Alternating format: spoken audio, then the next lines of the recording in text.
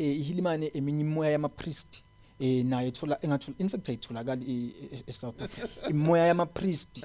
leyo mimoya leyo kunamasiko wakhona ufike uwaperformisa ama rituals wakhona and then bese le mimoya iyashadiswa nawo kunabantu abafaka ama ring Jama kancane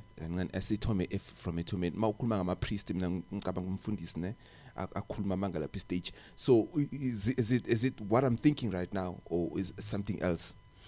uma ngikhuluma ngama priest ngikhuluma ngalabantu abakhona ukuthi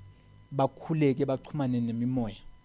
kuno pastor kune priest ama priest ayakhona ukuthi achumane nemimoya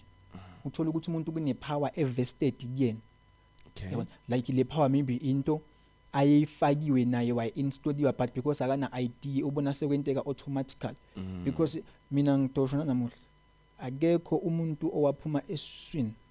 or aphuma nje kuNkulunkulu wathi makafika emhlabeni wathi loya uyofike aphume akhuluma indaba eyinkulu akhipha amagama netibongo amanga lawo